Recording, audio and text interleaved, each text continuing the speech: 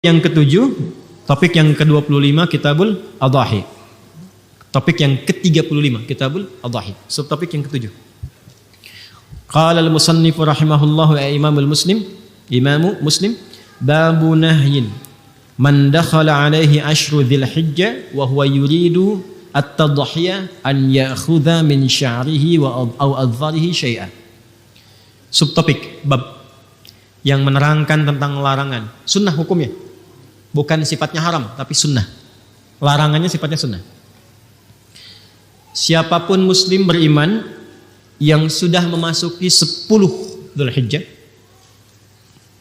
antara 1 sampai tanggal 10, wa huwa yuridu tadhiyah, sedangkan orang itu ingin berkurban, ya, menyembelih hewan, dilarang an ya'khudha min sya'rihi aw adfarihi syai'a, untuk mencukur atau memotong semua rambut yang melekat pada tubuhnya atau kuku yang melekat di jemarinya. Ya, ulang ya.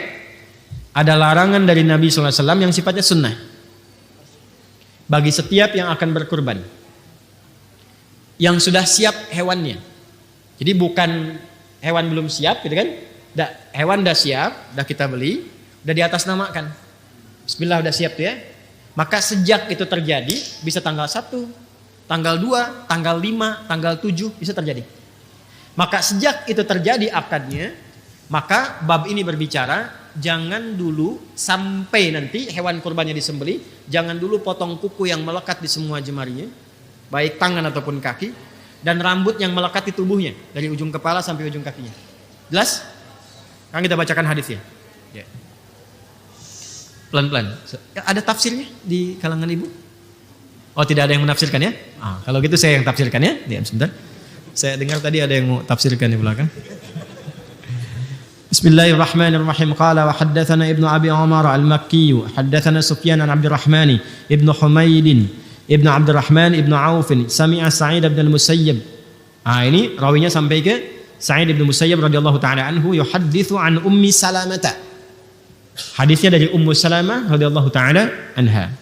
An-nabiyya sallallahu alaihi wasallam, bahwa Nabi sallallahu alaihi wasallam pernah bersabda, qala idza dakhalatil ashru, jika sudah masuk ke awal Dzulhijjah, 10 hari pertama Dzulhijjah, wa arada ahadukum an yudhhiya, dan ada di antara kalian yang menginginkan untuk berkurban, menyembelih hewan kurban, fala yamassa min sya'rihi wa basyarihi syai'a, maka janganlah menyentuh, yang dimaksudkan jangan memotong atau mencukur rambut yang melekat di semua tubuhnya. Bukan bulu ya, rambut ya. Kalau bulu di hewan, gitu ya. Rambut ketiak, bukan bulu ketiak, gitu ya. Karena yang melekat pada manusia itu rambut. Jelas, yang melekat pada hewan bulu. Dan juga kuku yang melekat di jemarinya, atas dan bawah. Sedikit pun kata Nabi jangan sentuh dulu. Qila li Sufyana, ya, disampaikan kepada Imam Sufyan Ats-Tsauri, fa inna ba'dahum la yarfa'uhu qala lakinni arfa'uhu. Baik, teruskan dulu. Ini yang dimaksudnya apakah hewannya atau orangnya? Ya kan? Ada yang menafsirkan hewannya karena diharapkan jadi tunggangan di akhirat yang enggak berkurang kuku dengan bulunya. Ada yang menafsirkan demikian. Kita hormati. Tapi kalau saya pribadi lebih cenderung kepada orangnya, bukan hewan kurbannya. Jelas ya? Alasannya ada 2, bahkan 3 dari sudut pandang bahasa. 1, dari asbabul wurud hadis ini. Jadi kalau ngaji Sahih Muslim itu begini, ada yang pokok, ada yang titik 2 nih di bawahnya. Kelihatan ya kalau dekat ya, titik 2 tuh di dalam kurung. Nah, yang titik 2 ini biasanya menunjukkan peristiwa yang terjadi terkait hadis itu. Ya, atau dikenal dengan sababul wurudnya, atau syarah dari hadis yang di atasnya. Kenapa Sa'id bin Musayyab radhiyallahu ta'ala anhu meriwayatkan ini dari Ummu Salamah? Karena ada kejadian. Apa kejadiannya? Kita baca di bawahnya. Ya. Perhatikan baik-baik. Titik 3 yang di bawah. Qala wa haddatsani Hasan bin Ali al-Hulwani, haddatsana Abu Usama, haddatsani Muhammad bin Amr, wa haddatsana Amr bin Muslim ibnu Hasan al-Laitsi, qala kunna fil hammami qubail al-adha. Ini kisahnya. Jadi ada yang bernama Hasan al-Laitsi dengan teman-temannya itu sedang ada di kamar mandi umum bareng-bareng menjelang Idul Adha. Menjelang Idul Adha. Kalau kita yang mau masuk tanggal 10 lah, dekat-dekat ke Idul Adha ya, bisa 8 bisa 9 karena Qubail itu mendekati. Kemudian apa yang terjadi? Fattala fihi nasun faqala ba'dhum alul hammami inna Sa'id bin al-Musayyab yaqra'u hadza aw yanha anhu. Maka sebagian orang-orang pada masa itu yang sedang bersih-bersih itu di kamar mandi umum, itu ada yang mencukur sebagian dari rambutnya yang melekat di dirinya itu. Fattala itu bisa menghiasi, bisa merapikan, nyukur. Maka kelihatan sama yang lain. Begitu yang lain kelihatan, melihat dan ingat hadis ini dari Ibnu Musayyab, maka disampaikan. Apa disampaikannya? Fadzakartu dzalika lahu. Kemudian falaqitu Sa'id bin Musayyab fadzakartu dzalika lahu. Maka aku mengonfirmasi lagi ke Sa'id bin Musayyab, ini benar enggak yang dimaksud itu hewannya apa orangnya? Kenapa dia motong? Padahal dia mau nyembelih besoknya. Maka ketika dikonsultasikan pada Sa'id bin Musayyab, apa jawabannya? Kata beliau, "Ya ibna akhi, hadza haditsun qad nusiya wa turika." Kemudian haddatsatni Ummu Salamah zaujun Nabi sallallahu alaihi wasallam qalat qala Rasulullah sallallahu alaihi wasallam bima'na hadits Muadzin an Muhammad bin Amr. Maka setelah itu apa komen Sa'id bin Musayyab? Kata beliau, "Ya akhi, saudaraku, makna hadis ini sekarang banyak yang lupa sehingga meninggalkan tuntunannya." Jadi dikomentari oleh beliau itu dalam bahasa halusnya, itu enggak tepat dipotong itu, jangan dulu dipotong. Ya, jangan dicukur dulu, kuku jangan dulu dipotong, rambut jangan dicukur dulu. Kenapa? Karena ada hadis dari Ummu Salamah radhiyallahu taala anha, hadisnya begini. Maka disebutkan lagi hadis yang tadi. Jadi ini konfirmasi yang dimaksudkan, jangan dulu potong kuku atau mencukur rambut yang melekat di tubuh pelaku kurbannya. Orangnya bukan hewannya. Jelas? Walaupun dalam konteks ini tetap menghormati yang memahami pada hewannya. Paham? Satu. Kedua, kalau kita baca syarah yang lain, di kitab yang lain, maka apa hikmahnya nggak potong kuku dulu, nggak cukur rambut dulu, supaya yang berkurban itu sama-sama nilainya disamakan dengan orang yang sedang menggunakan pakaian ihram dalam wukuf hajinya di Arafah. Kalau sudah pakai pakaian ihram boleh gunting kuku nggak? Nggak. Cukur rambut boleh nggak? Nggak. Maka apa yang berlaku bagi yang haji di sana, esensinya bisa didapatkan oleh orang yang ada di sini yang tidak berhaji. Salah satunya karena itu kenapa ibadahnya digunakan dengan menggunakan kata kurban. Kurban itu proses mendekat kepada Allah. Jadi disamakan yang di sana mendekat kepada Allah, yang di sini mendekat kepada Allah. Nabi itu tahu nggak semua umatnya bisa berangkat haji.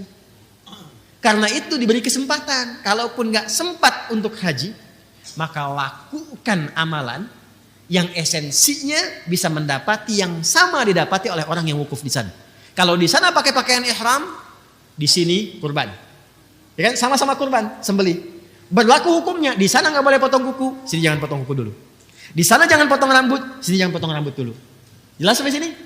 Maka diharapkan baik yang kurban di sini atau kurban di sana dalam bentuk wukuf sama-sama membangun kedekatan kepada Allah Subhanahu wa taala. Jelas? Sekarang Ustadz, saya haji belum bisa melakukan. Bayar sudah, visa nggak keluar misalnya. Atau belum bayar, visa juga keluar. Ya mungkin itu memang pasti gitu ya. Belum bisa berangkat intinya. Tapi kurban pun belum punya kemampuan. Maka apa yang terjadi? Amalan ketiga. Kata Nabi, tunaikan puasa. Siyamu yaumi arafata. Yaumnya menunjuk kepada waktu, Arafahnya menunjuk kepada momentum yang dikerjakan di Arafah oleh orang-orang yang haji. Kalau yaumnya berarti menunjuk kepada waktu, tanggal 9. Jelas ya? Dikerjakannya tanggal 9. Tapi saat menunaikan di tanggal 9 itu jangan cuman menahan lapar dan haus. Kalau seperti itu cuman puasa biasa, tahan lapar, tahan haus, tahan seksual. Itu biasa. Kerjakan puasanya seperti orang wukuf di Arafah. Apa yang dikerjakan orang wukuf itu? Dia banyak bermuhasabah. Dia banyak mengoreksi diri. Dia banyak mengenal kekurangan dirinya. Makanya disebut wukuf Arafah. Dia kenali kekurangan dirinya. Dia kenali Allah yang selama ini belum dekat dengan Allah. Jadi puasa yang dikerjakan itu sambil koreksi diri. Dosa apa yang selama ini dilakukan. Karena itu bersamaan dengan itu yang kurban lewat hewan. Bisa juga sambil puasa. Yang tidak kurban bisa puasa. Yang haji lewat wukuf. Maka puncaknya ketika selesai wukuf itu, kan ke Muzdalifah kan, yang haji, dia membawa kemudian kerikil 7 buah untuk dilontar dalam jumrah ke Aqabah. Begitu dia melontar, yang dilontar itu kan hasil renungannya tanggal 9. Saya ini sifat buruknya begini, kurang baiknya begini, kurang dekat dengan Allahnya seperti ini. Dia berharap semua sifat itu dilontar sehingga ketika dilontar hilang itu dalam dirinya. Dan pulang menjadi lebih baik. Maka dia katakan Bismillahi Allahu Akbar, lontar. Bismillahi Allahu Akbar, lontar. Setelah selesai dia wukuf di Arafah, dia pindah ke Muzdalifah, dia berzikir. Saat kita selesai dengan Arafah itu, kita puasa tanggal 9, bukankah sama-sama kita zikir? Ya kan?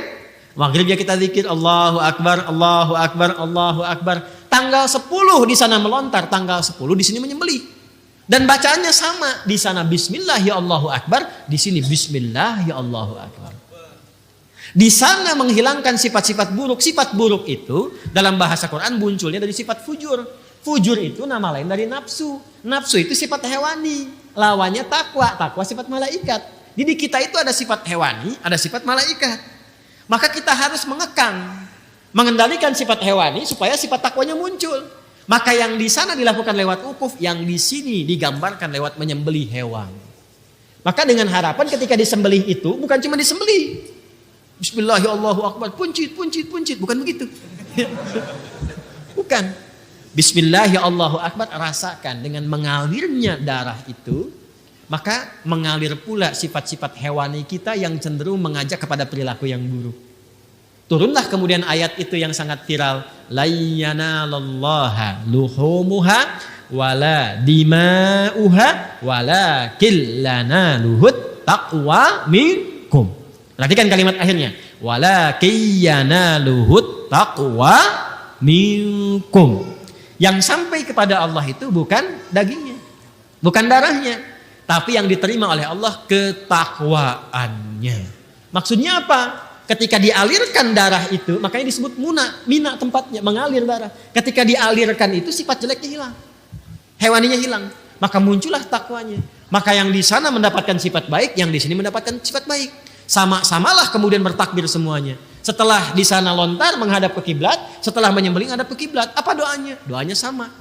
Inni wajjahtu wajhiya lilladzi fataras samawati wal arda hanifan musliman wa ma ana minal musyrikin. Inna salati wa nusuki wa mahyaya wa mamati lillahi rabbil la syarika lahu wa bidzalika umirtu wa ana minal, bisa wa ana awwalul muslimin, bisa wa ana minal muslimin. Jadi kalau kita berpuasa benar Arafahnya dengan mengoreksi diri, menyesali dan bertobat, maka Allah berkenan menggugurkan dosa-dosa itu sehingga bahasa hadisnya diampuni dosa setahun yang ke belakang itu. Karena sudah hilang sifat jeleknya, maka terjaga dalam kebaikan. Maka tanda orang itu diampuni, dijaga oleh Allah untuk tidak berbuat dosa setahun berikutnya. Itu yang dimaksudkan puasa Arafah, menggugurkan dosa setahun dan menjaga setahun berikutnya. Cara menerjemahkannya lihat. Ya, cara menerjemahkannya perhatikan, awas jangan salah. Siyamu yaumi Arafata, puasa yang ditunaikan di hari ke-9 itu bersamaan dengan momentum Arafah. Tukaffiru sanatal madiyah wal baqiyah, menggugurkan dosa setahun berlangsung ke belakang, berlalu ke belakang, dan menjaga tidak berbuat dosa setahun yang akan datang. Jangan mengartikan sama, mengampuni dosa setahun yang lalu dan setahun yang akan datang. Enak betul. Besoknya ada yang nyolong kan sendal. Kenapa nyolong? Jaminan udah puasa Arafah.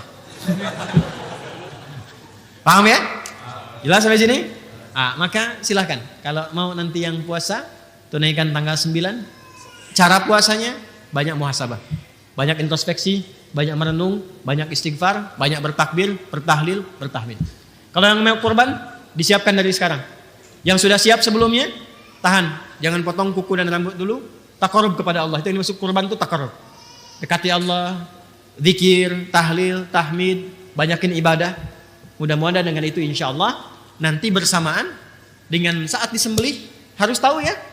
Walaupun dititipkan tahu, yang program kami yang tebar itu nanti besok malam kita akan zoom tuh dengan teman-teman yang kemarin dititipkan itu. Saya akan tunjukkan, saya akan bimbing. Hewan Anda ada di sini, udah dikasih laporan semua. Alhamdulillah ada yang selama hidupnya baru menerima hewan ini untuk bisa makan daging itu. Seumur-umur. Ya, jadi ketika sampai ke situ, masyarakat di desanya di bawah lembah dekat gunung. Alhamdulillah Ustaz, ini baru seumur-umur dapat hewan kurban untuk ini. Alhamdulillah. Nanti kita akan tunjukkan kurbannya Bapak Ibu di wilayah ini, di wilayah ini. Nanti disembelih kapan? Kita tunjukkan fikihnya, lakukan ini, doanya ini, kemudian evaluasinya seperti ini. Insya Allah yang ikut itu besok malam saya Zoom. Yang lain bisa menyimak supaya bisa ambil manfaatnya juga insya Allah.